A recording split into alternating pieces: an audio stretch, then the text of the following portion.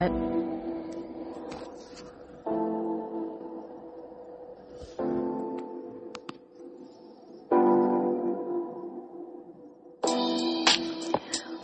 to Journey Unto You.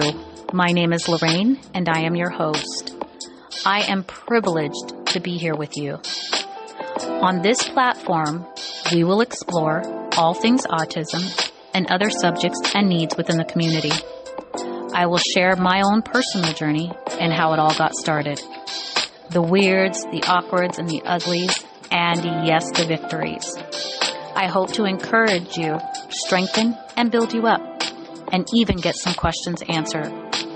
This platform is for anyone who has had autism on their path. So get comfortable, take a deep breath, and just listen in. There is hope.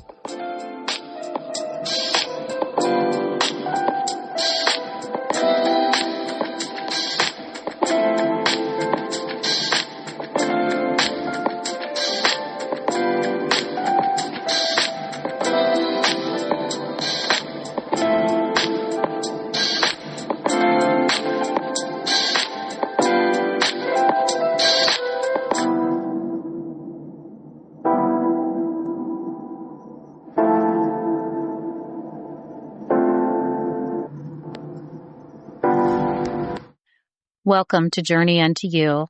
I am your host, Lorraine, and today we have a very special guest, a good friend of mine, and another sister in Christ who has also walked the journey of having a child with autism.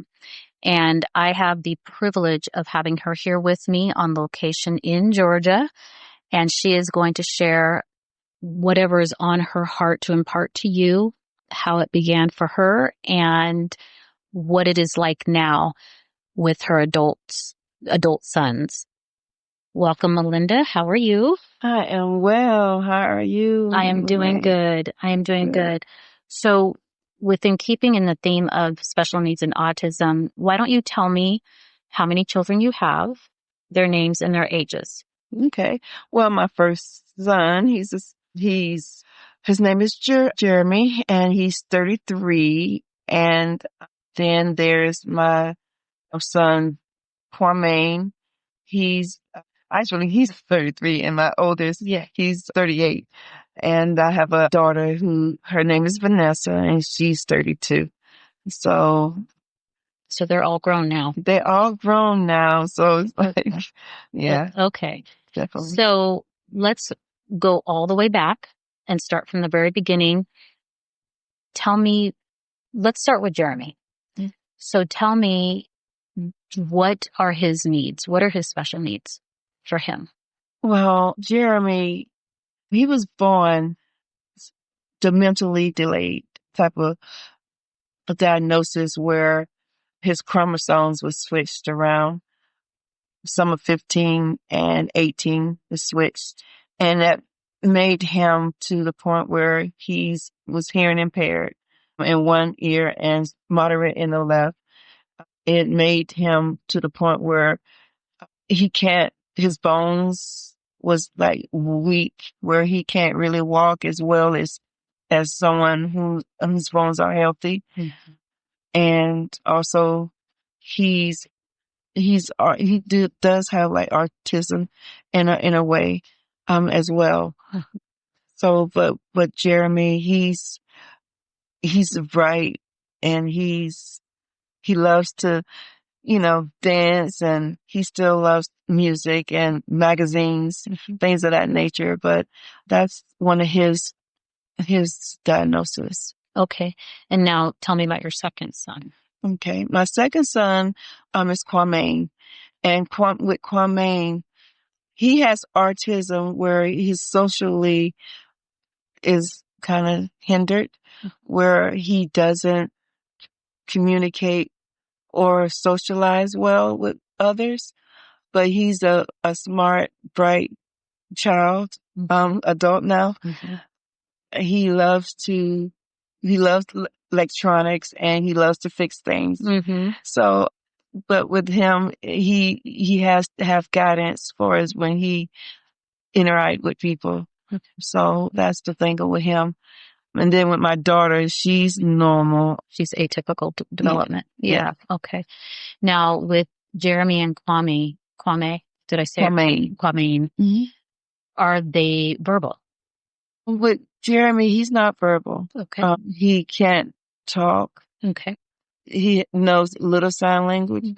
And I feel like I should have known a lot more of sign language. But we communicate. We got that special communication where I know what he wants. I know what he needs. So, and he'll tell me, you know, in so many words, not in so many words, pretty much. So I know exactly what he does. And he have behavioral issues where he will lash out for us doing things that he knows that is not right. Yeah. So does he use any type of speaking devices or any type of picture cards to communicate with others other than you? No, he doesn't.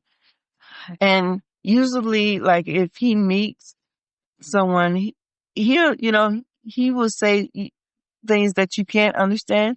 Like if you say, hello, Jeremy, he'll like, hey, you know. Oh, okay. Or, you know, he will say some words that you can't understand. But other than that, he won't like have a sentence. You won't get a sentence out of him. Okay. And what about Kwame? Kwame, you can have a conversation with him. You can have a sentence. He will have a sentence with you, but you have to really pull it out of him. Okay. Yeah. Pretty much. So I think most kiddos with autism, talking is not their favorite thing in the world. Right. Yeah, exactly. So yeah, but if you ask him to do something, you have to like stay on him and make sure he does it because he will go off cue, off point, off the direction that you want him to be in. And then you're like, well, Kwame, can you go back in? Did you do this? And he was like, I forgot. And you're like, well, I told him. Then he would get upset because he was like, well, I said I was going to do it already, you know, so he would get combative in a way. So I try to let him do, you know, his own thing in a way that's comfortable for him. Yeah. Understood. So let's go back to Jeremy first. Did you have a normal pregnancy? Was there any signs of anything when you were pregnant from the medical field, or was it until afterwards? Was your labor and delivery normal? Everything was normal for his pregnancy. My labor and delivery was fine. It was after I had him, I think at least after he was born, a normal baby, up until 6 months of his life. Okay. You know, with other babies, like want to sit up, you know, at that time, you know, kids were sitting up and making noises and playing. He'll sit up, but he wasn't making any noises. He wasn't, you know, like active like other babies are. And so I'm like, what is wrong? You know, something, you know. Yeah. Do you believe now that maybe it was his hearing? He couldn't hear, so he couldn't engage at that time? Yeah. Right. It was his hearing. So we did tests. We had doctors look at him and they found out that he did have a hearing loss. And then they found out that it was like moderate in his left ear, but severe in his right. So he couldn't hear out of his right ear, but he could hear a little bit out of his left. Yes. So, and it was where he couldn't communicate to the point where when I tried to, as he got older, tried to talk to him, he didn't understand.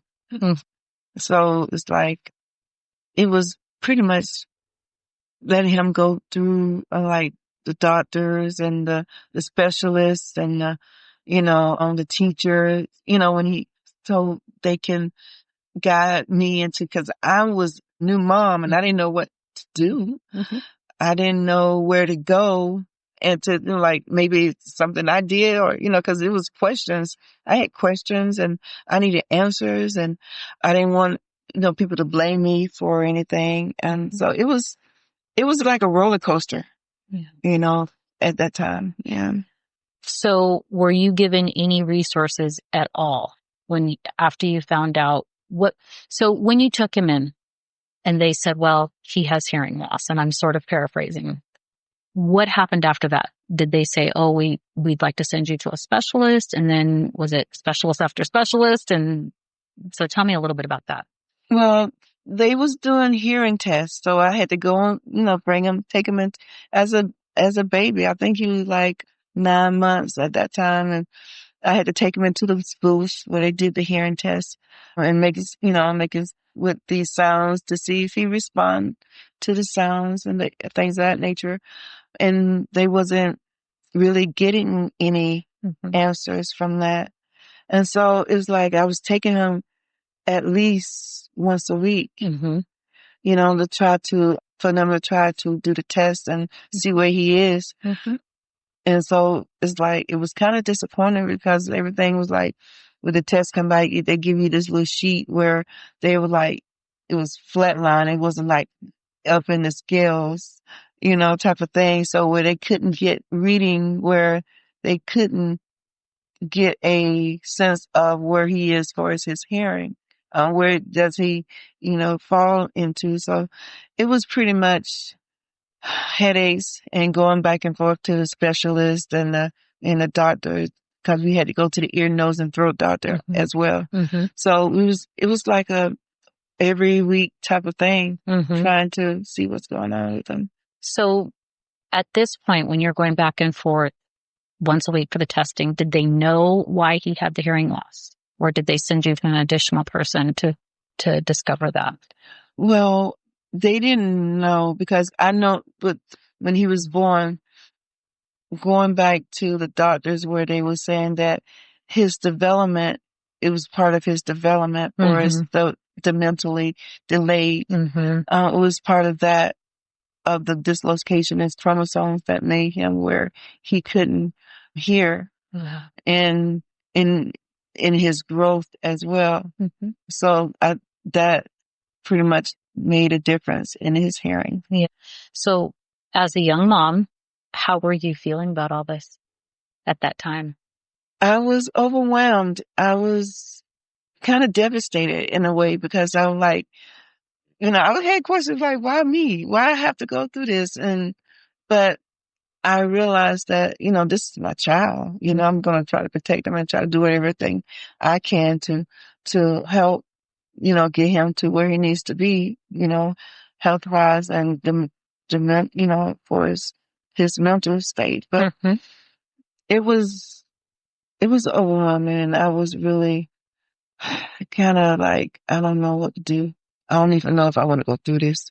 I don't even know where to go, to talk about it. And it was just kind of hard. Yeah. And they didn't have a lot of resources back then for parent support. No, they didn't. Not at all. And so it's like I was doing it by myself, pretty much, and getting him to, the doctors and things of that nature, and even with that, you have to be very careful, because, they look at you, they look at the parents and like, what did you do? What you didn't do? What you could do. So I didn't want to go through those questions. Yeah, absolutely. Because the thing with autism too, and we'll get to Jeremy in just a minute, is back before they realized it was more neurological, they used to actually think it was from the lack of love from a mom, which is pretty crazy to me because my son got a lot of love. Exactly. He was very well cared for. So with Jeremy, how did his dad respond to that? How did he feel about his needs? I think that he was more unresponsive in a way. He separated himself from it, and he put it all on me. Yeah. And so it's like, he was there for like support, but he wasn't there for his, support. So it was like, I'm like, okay, you see him, you react, interact with them, but you're not really there. Yeah. So that's what it was with him. Yes. Yeah. Understood. Mm-hmm. And so for Jeremy, after they told you he was hearing impaired, you got him appointments to get some hearing aids, or what type does he have, by the way? What type of hearing aids does he use? I don't remember. Now he hasn't wore hearing aids in a while. Okay. But he had these type of hearing aids where they sit, the brown ones, they sit behind your ear. Mm-hmm. So way back then he had That's those, and then you adjusted, type of Yeah. yeah. So he had those, but he doesn't have, because it's kind of hard now it was throughout the years to get him the the Medicaid coverage that he needed for his disabilities. So we've been on waiting lists and things of that nature, and it's just been hard. Yeah. Which is one of the challenges when you do have state coverage, is you don't necessarily get the assistance that you need right away. And I've seen that too. Mm-hmm. Yeah. Right. And it's sad. It's still that way. Mm-hmm. So with Jeremy in his early years, in between 1 and 5, was he home with you? Did he go to any type of daycare? What was his life like for the both of you? He was, at that time, he was home with me from his first year to his 5th year. He was home with me. As he got older, he been in daycares after school, daycare centers and things of that nature. But and I worked at the daycare where I could be with them, with him throughout the day. So, and he was, with me. So it worked out, working and taking care of him at the same time. And do you feel that your co-workers were responsive to him and his needs? Yeah, they were. I haven't had any problems with that. And if they need me, they will come and get me if I'm in another room or something like that. But, well, that's good. That was really a blessing, actually, to be able to be in the same place as him. Yes. That's great. And so when did he first go into school, and what type of setting was he in for schooling? He started school in, I say, 2nd grade. Okay. First or 2nd grade. And usually those were type of classes or classrooms where it's more was a learning type of thing to teach them. They had the EPIs, sheets where they will tell you what curriculum and what they're going to do. Yes. And are you referring to the IEP? The IEP. Yes. That's it. I was saying something. No, I know. They're always changing things. So so that's why I wanted clarification, because your kiddos are a little bit older than mine, and it could have been a different abbreviation. Right. So okay. So it was an IEP. Yeah. That's great. So they were able to get on an IEP pretty early on. Yeah. Okay. And now, was that for both boys? It was for both. Yeah. Okay. Both of my boys. So they was 5 years apart. So it's like, and it worked. I'm going to say it worked out, but from the first to 5 years, I was just dealing with Jeremy. Yes. And then when Kwame came along, Kwame was pretty much, he was a little active. He was active to the point where I didn't actually, when he was first born, they wanted to make sure that he was fine in my okay. So in my pregnancy, they wanted to make sure that my pregnancy was okay. So they wanted to do an annual centesis. And I jumped ahead just a little bit. So we can go with this. Yeah. Just tell me what the pregnancy was like now that you have one kiddo with special needs. Yeah. Okay. And so they wanted to do an amniocentesis. And so what happened with that? That one, thinking about it, they made a mistake. Explain that. The needle that they used, they hit a membrane, that needle, and all the annual fluid, the amniotic fluid, yes, was draining because it wasn't protecting him, and they kept me in the hospital for a while, and I almost lost him. And it was kind of devastating because they made a mistake and they never owned up to that. But let's stop right there. How did you know they made a mistake? Did they say it on the spot? Oh, we hit the amniotic fluid? mm-hmm. Yeah. And so how did they get away with that? Because in my mind, all I'm hearing is sue, sue, sue, lawsuit. So tell me, what is that? Okay. Can we go back to that day? Just put a pin in that for just a moment. So was it a nurse and a doctor in the room? And just for foundation, were they also Black doctors or were they white? Right. Mm-hmm. And so what happened? After that, they rushed me, to try to repair the damage, but it was, they kept me in a hospital to stop the fluid from, right. And the baby, want to make sure the baby was healthy. But every time they came in, it was like, we don't know if the baby's going to live, or we don't know. So how did okay, I'm still back on the amniotic fluid piece. Mm-hmm. So I'm baffled right now because was anybody with you? Was your mom with you? Were you alone? I was alone. And was the doctor male or female who did it? It was a male doctor, but it was a female nurse. Okay. And they were so insensitive. Mm-hmm.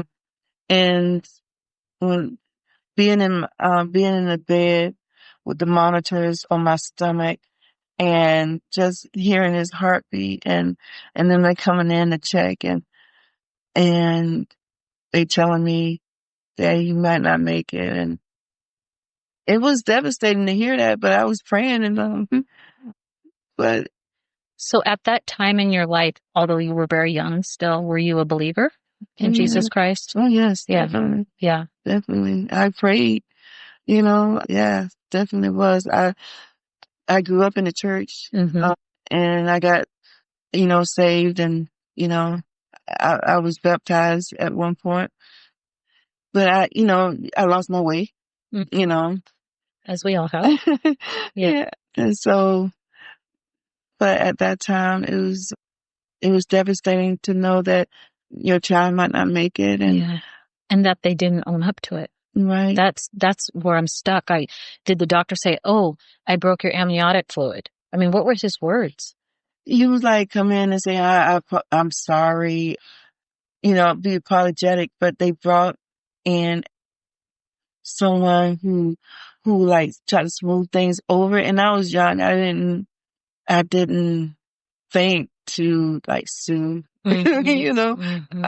That wasn't in my mind. My mind was trying to get through the pregnancy. Yeah. And a couple of years later, I tried, but that didn't pan out. But I think they covered themselves very well. Mm-hmm. And knowing that I was naive and to the fight of everything, and no one was there to like coach me into doing things that I needed to do at mm-hmm. that time. So mm-hmm. It was like I was alone. So yeah. And so they brought someone in to smooth it over. So that means he knew he did it. Mm-hmm. Mm-hmm.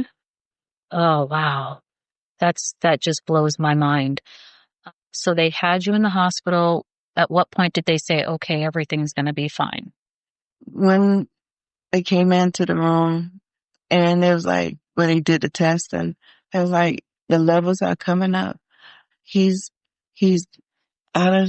look like he's out of the clear.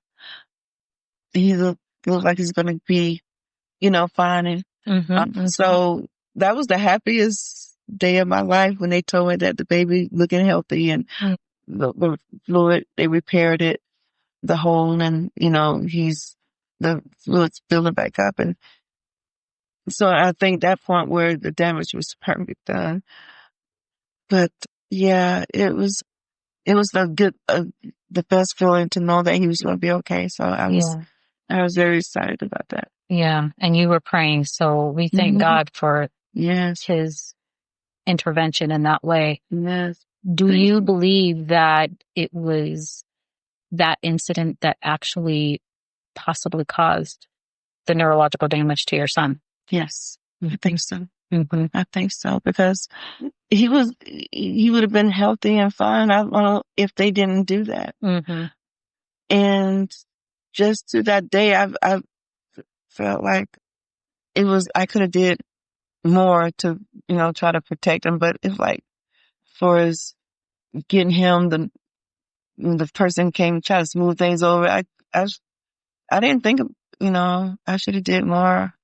But it was devastating just to go through that trauma, pretty much. We do that as parents, don't we? Yeah. There's more we could have did. I did that with my son. I thought it was my fault for a while because I ate so many tuna fish sandwiches, and there's mercury in tuna fish sandwiches. So that's definitely what caused the autism. Mm-hmm. I just didn't, Right. I didn't understand, that no, that wasn't what it was actually. Right. So yes, I understand that guilt that we can listen to those voices. Right. Cause I was like, maybe if I would have just been still, just not move, not breathe, and maybe someone that had a sturdy hand, maybe, I mean, maybe they should have put me out, Okay. There was so many things were. But then you may not have known the truth even then if something had have happened if you were asleep, though. Then you might have not really known.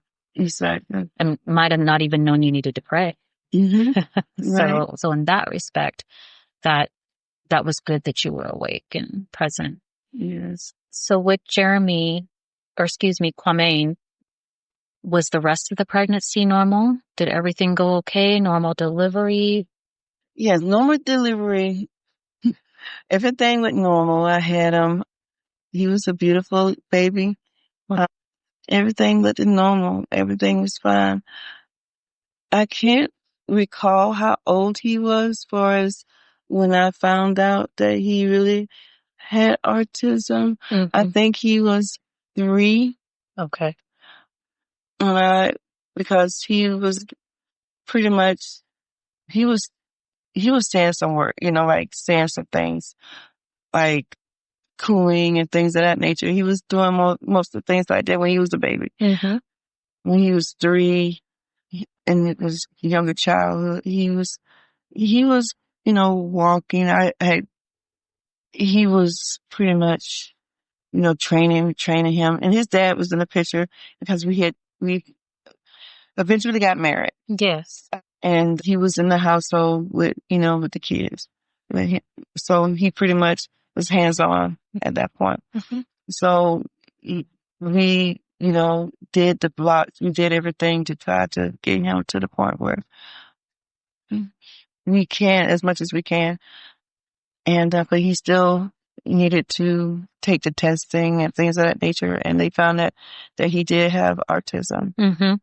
So did they do they may have called it something different then. Now they say psychological evaluation. Did they do that at the school, or did a doctor put in a referral? How did that work? I think it was at the school, because that's, when when I placed him in school, I guess the teachers noticed his behavior, how, how he was interacting. So they the one had put in the referral to get him more testing and things of that nature. Yeah. Okay. And how did you feel when you got the results of that? Well, I was like, wow, I got to go through this again. Yeah. It was, I don't want to say painful to the point where, to be honest, because I felt like I didn't know. I'm like, okay, now this the second time this happened to me. Yeah. So what's going on? I was questioning everything, and so it was kind of devastating to the point where I'm like, okay, what's next? What? It was pretty much, I couldn't believe it. Yeah. It was so many emotions going in my head at that time. So it was like up and down, type of thing. Do you feel like the school was supportive of you? And once the diagnosis was there, did they bring in resources to help him? What did they offer you now that they've dropped this bombshell? Well, they said, well, he can go to, he went to the learning procedures where he can go to take these, I don't know if they're classes, but it's pretty much, he have his, even in the classroom, he have his set learning place where they take him to teach him or see where he is for us, where he's at in his level of learning or understanding. Did they have him in a generalized classroom and then pull him out for different sessions, or was he in a contained room? They pulled him out and he has his sessions. He was with other kids. And they pulled him out for his sessions and then they evaluate him in that aspect. And that was going throughout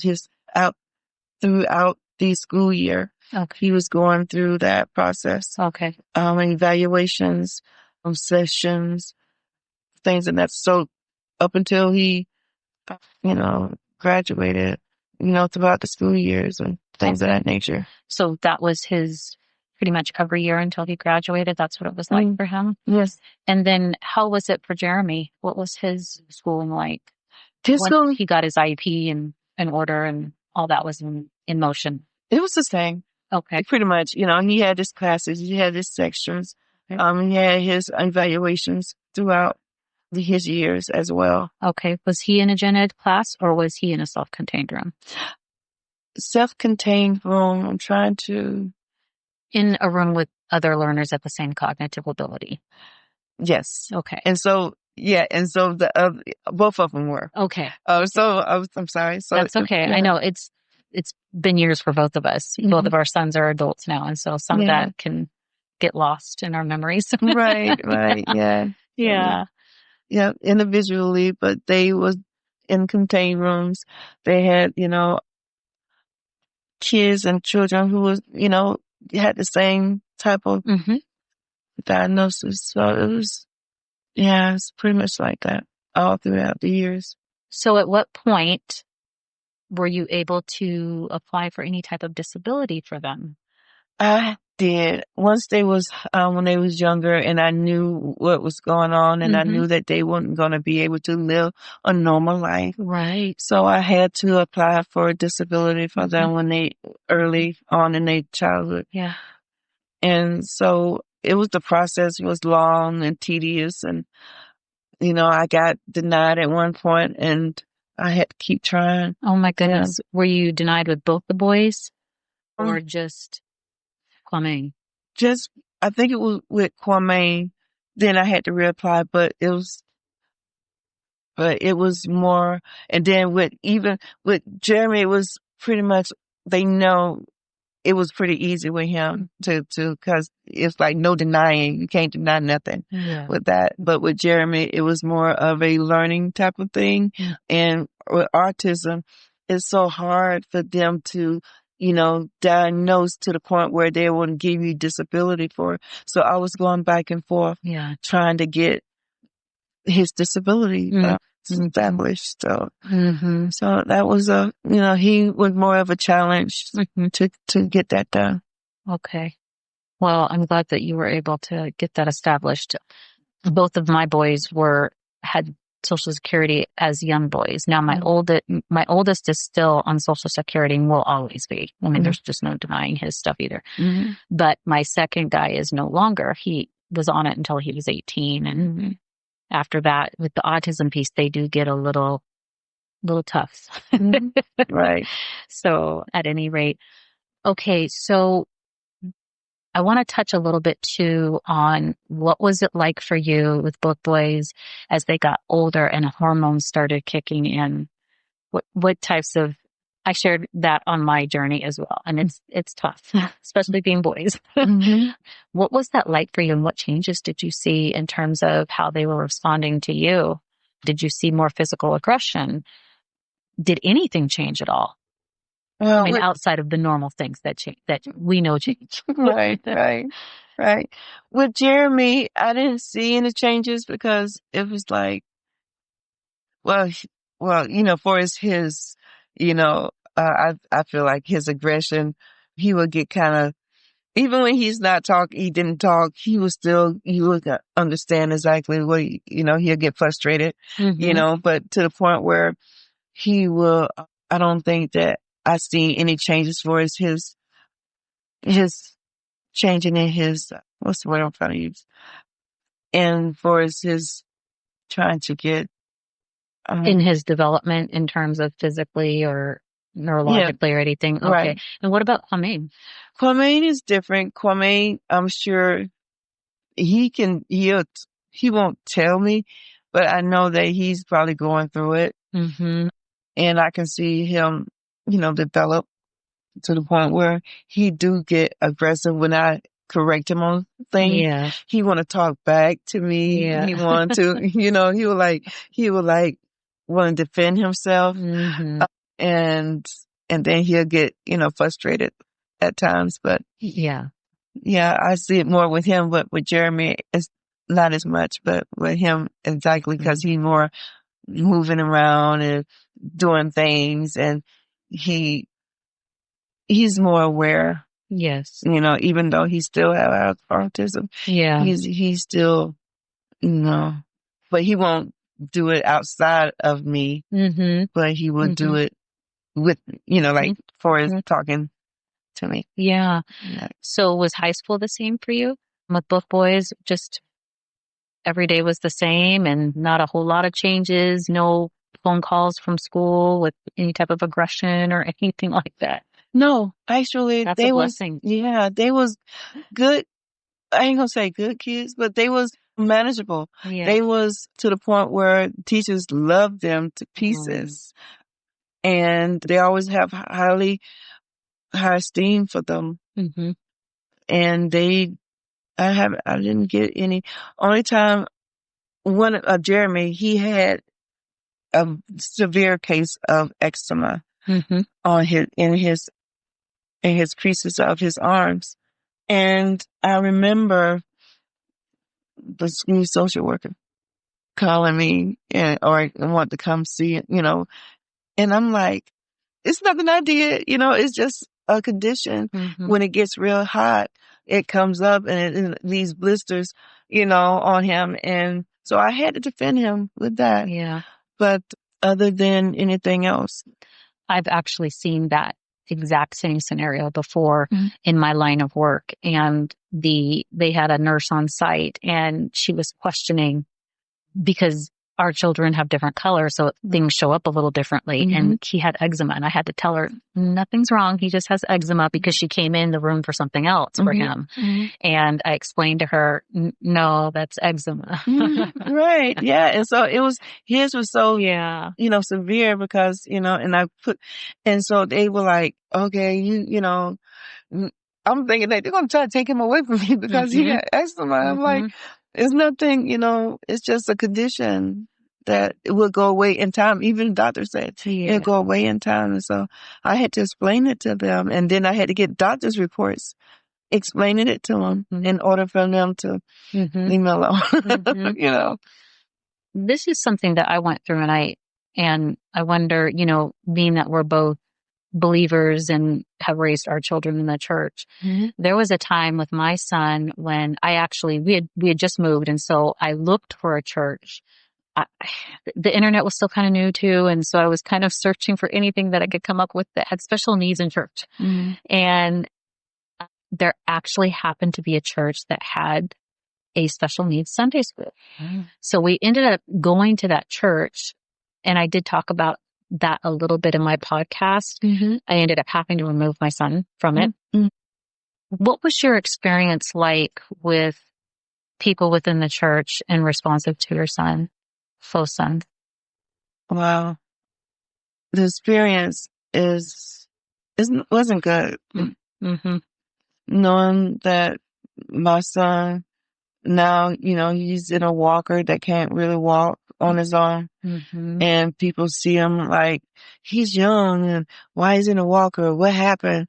Questions that they, so, and then I didn't feel like I was wanted in the church. I feel like my kids are not wanted in the church. Even with Kwame, they will, say, well, why is he dressed like that? Or why he, you know, I can hear things of why he smell like this. I'm like, why, it was certain things that people would say or, that I hear, someone tells me because they're not going to tell me directly in my face. Yeah. So I'm hearing it around, and that was devastating to know that people can judge you and judge your kids without really actually knowing the Yeah, and getting to situation. know your situation. Do you feel like church leaders and administration stepped in to see what your family needed or any resources that they could help with? Or did any of the shepherds shepherd your family? They're for his support, they will be there for his supporting, helping to the point where it's limited. Yeah. I'll tell you that. It was limited. It wasn't nothing that they really could do. Yeah. Without just saying, I'm gonna pray for you, or I hope things work out, and hey, how they doing? Or they'll sit down and, hey, how you doing? And for as, that part, I don't ask, for anything other than just being in the church. And Right. that's pretty much it. Which it's hard. That's really hard. And what a lot of people don't understand about having children with needs, because it's very common. You mentioned something about smell, and it's very common, especially with children with autism. They can be not very flexible.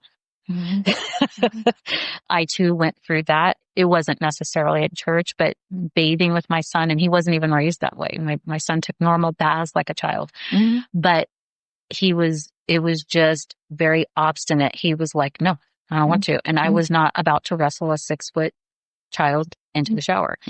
Now, at that time, I was divorced already. So when he would go see dad, game was over. So Right. a lot of people don't understand that, being moms and having boys, that presents a lot of different layers to this, especially when they are in puberty. And yeah, that is a case by case situation and can be very difficult, particularly if you don't have a personal care provider. So it's tough when a lot of people are not educated and they don't get to know your family and they don't ask questions. I think a lot of people are afraid to ask questions too when they see different in their mind. It's different, and it is different, but it's okay to ask why it's different. And I think a lot of people don't know that. Right. I know with Jeremy, I had to base him, and because now, it's like he's learning to base himself, because I had to get hands off, to the point where I'm like, do it yourself, do this, do that, go there, So it's like I had to step away because he was dependent on me to do it like every day. I'm like, no, it's at the point I was like, no, it's your time to, do it yourself. Yeah. Because, and even with Kwame, it was a little different because he know what to do. At first I had to train him, but then he, know what to do. Yeah. And so I stepped away from that. So let me try that. He was like, don't come here about it. But, and I wouldn't dare. But it was challenging. And it's to the point where Kwame loves his clothes. He loves the same clothes. Yeah. He loves the same. I'm like, can you rewash it first? Yeah. And then even when we wash it, he still wear it and wear it. And I'm like, can we find something else to put on? Yes, absolutely. That is also very common with autism.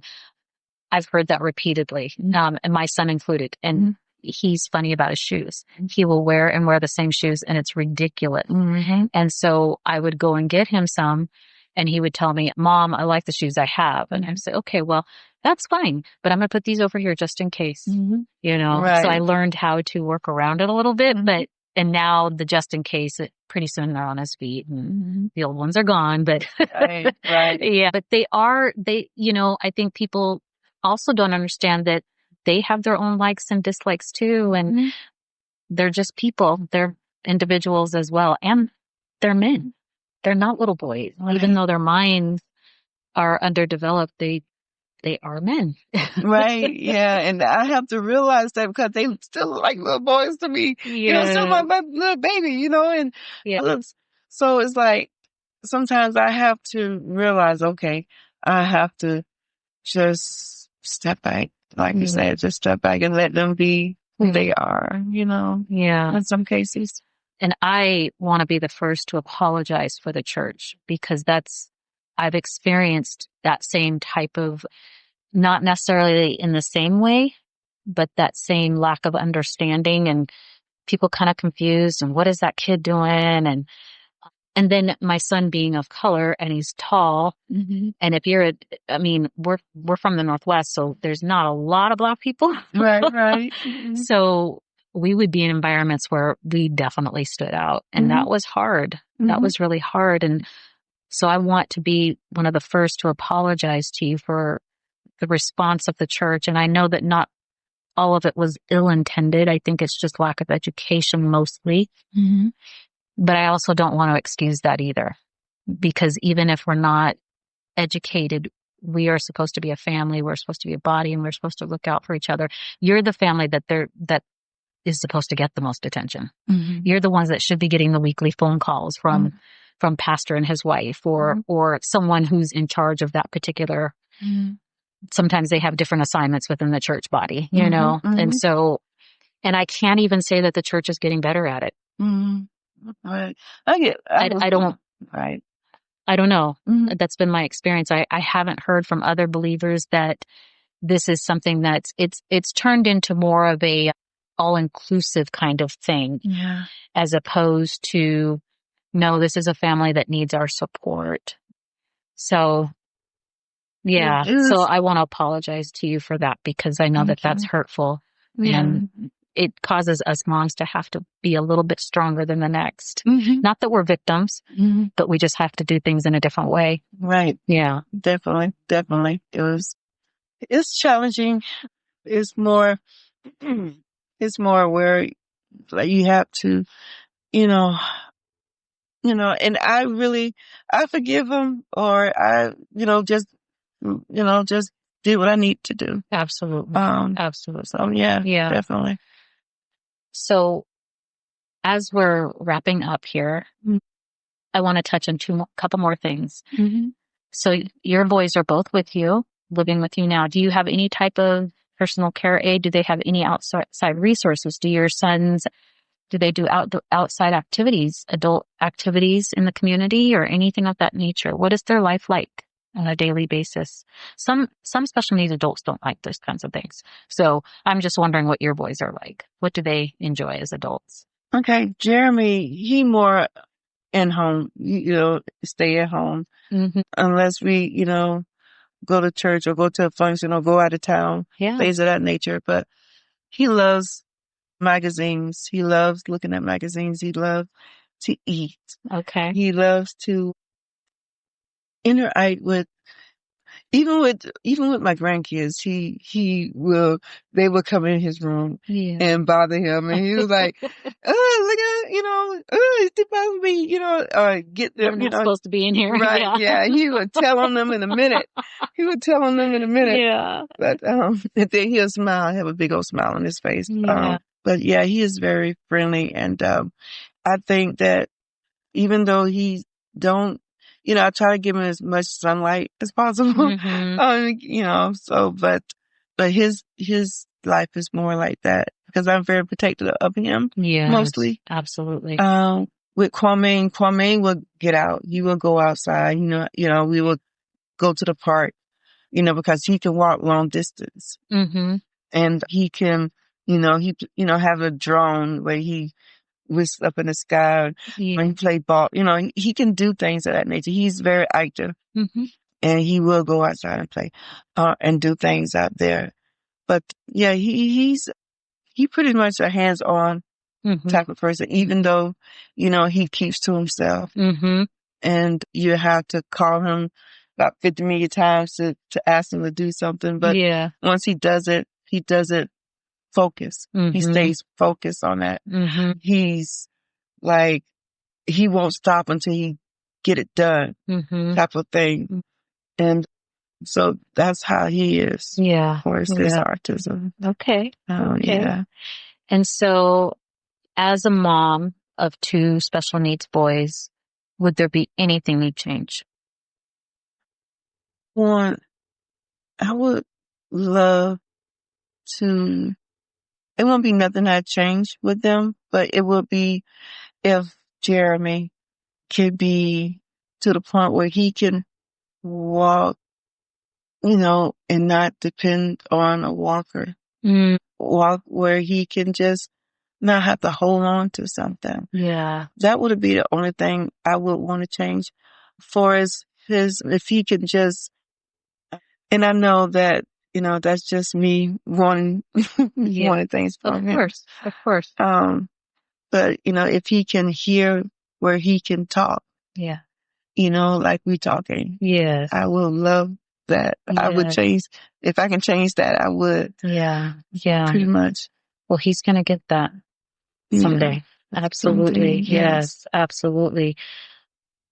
Because I feel like, I'm sorry. No, that's okay. I just feel like in his mind, he's talking and but he can't communicate. Yes. You know? Yes. And that hurts. Yeah. Because. So what I'm hearing you say is if you could change anything, you would change his quality of life. Yes.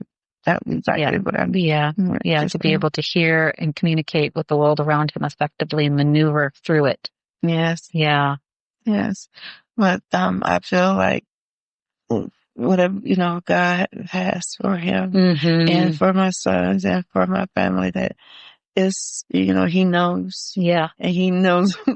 And I am grateful, even and blessed to have them. I won't change that for nothing in the world. Yeah. I wouldn't either. And I always think about, well, always is probably an exaggeration, but often I have thought about what it's going to be like for my son when we're with the Lord again someday, and how I will see a normal young man, and how strange that might be. Right. Yes.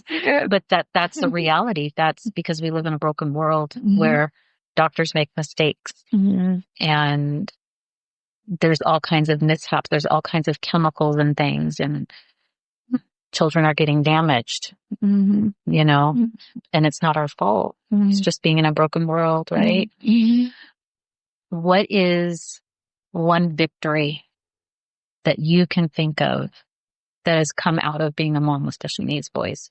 The joy of just being with them through that journey.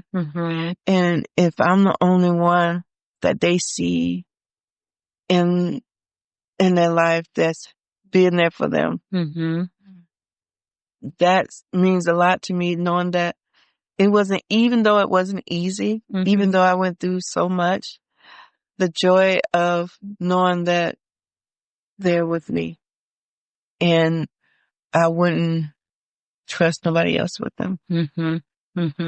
So that's the joy of knowing that they are safe. Absolutely. I can't agree with you more on that. My son is in a group home and an adult and in a different situation, but when I found out what his diagnosis was, I knew that I was chosen. I wasn't somebody who cried and thought, oh my gosh, what am I going to do? I just didn't respond that way. I just went, okay, guess this is what I'm doing. I have no idea what this means, but I'm doing it. Right. Exactly. And I feel like I've kind of just been on that path altogether in life. You know, I have no clue what's going on, but God chose me for this. He said, you're going to be Roman's mom, and I'm Roman's mom. Right. Yeah. Right. That you're the best person for that job. Right. And I'm like, okay. But you know, it's like when you look back over it and you're like you said, okay. And like, I'm sure that, you know, you had your doubts and your, you know, things that you wrestle with. And it's just, it was to the point where it was hard, but he's like, okay, give me the strength to do it. Mm-hmm. He gave me this, put him in my life for a reason. Mm-hmm. And it seemed like things are getting clearer. Yeah. It's like because when you look back over your life and if they wasn't in it, where would you be? Mm-hmm. Even now you're like, okay, so you realize and things are clear, like, okay, I see that happening. I see that happened. Mm-hmm. Okay, now I'm at this point. I see that happen. I see that happened. So I'm not to this stage in my life, so it's different stages, that we go through. But I am blessed to know that he chose me for his purpose for them. And, so I'm thankful for that. Yeah. One last question. Do you have a plan for them if you were to pass? As all of us parents have to think about the special needs. And that's a tough one. Yeah. And that's a good question because I've been wanting to get them life insurance. Mm-hmm. And so, and also for myself, because just in case I go before them, I want to make sure that they have something. Mm-hmm. But yeah, I wanted to get, at one point I was trying to get a will and testament because I do want them to go, someone to take care of them. Mm-hmm. And at one point I wanted to put my oldest son in a group home or a facility to help him more. Mm-hmm. Because it was like, I was wondering, like, how can I do this? I can't do this by myself. Yeah. And so those thoughts came to my mind of putting him into a home.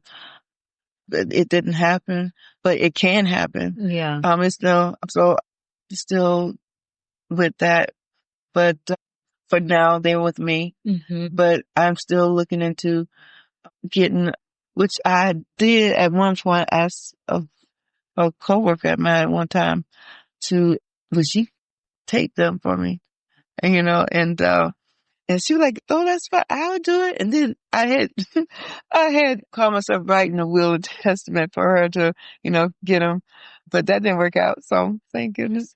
But yeah, I haven't have anything yet planned, but my daughter will be there for her until, she's an option for you. We did the same thing. Both my former spouse and I, we put our daughter as in third in guardianship in case something were to, I don't know that she is in love with the idea. Right. But she knows it's the right thing to do and she'll make sure that he gets it.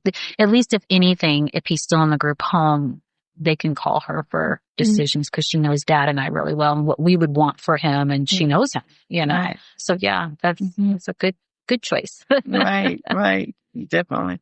Well, Melinda, I want to thank you so much for sharing your story with me and some things I didn't know and quite a bit I didn't know because you and I haven't had the opportunity to talk at great length like this. And you were such a special woman of God. And I just thank you so much that the Lord brought you in my path and for all your grandchildren that are so polite and kind to me and meeting your boys as well. Just wonderful family. And I know God has you covered and he's going to keep being faithful to you as he's been to me. Yes. And he is true to his word. Mm-hmm. So I don't really like the saying when people say, you got this, right? Because no, I really actually don't. I really don't. And so we just want to give God the glory for our lives as his daughters, as women that he chose to do this journey. This is a completely different path. And that is why I call my podcast Journey Into You, because it's a journey and it really is a road that leads right back to Jesus. Yes. So, and I thank God for your boys. I'm thankful that his hand was over Kwame and he kept him protected and he filled that fluid right back up. Yeah. And he's here with us. Yeah. Even being grateful for the moments that our sons are argumentative with him. Right. So I just thank him for your heart. You're such a sweet soul and spirit. And thank you for your time. Thank you. Thank you so much. It's great being here and being with you and sharing my story with you because I just pray that it helps someone Yes. who's going through this, and then, like you said, knowing that you're not alone, and there are people here to help you through it. Absolutely. Absolutely. Definitely. All right. Okay. Thank you so much. You're so welcome.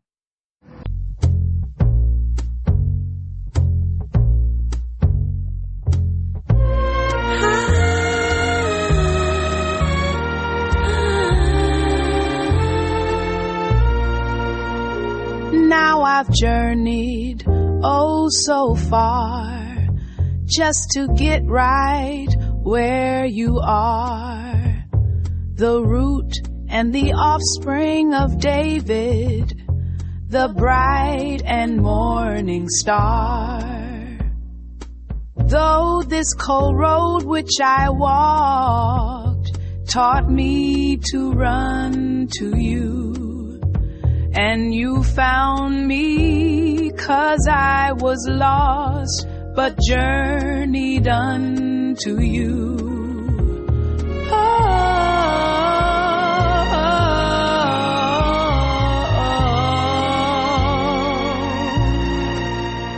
For all my battles you have fought, your word faithful and true. When it was comfort that I sought, my peace you did renew. Most of this cold road I walked, I was carried by you. Guide our talk and hearts and thoughts as we journey unto you.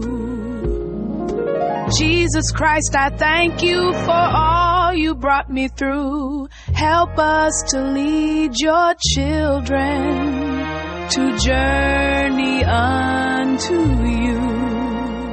And help us to lead all the children to journey unto you.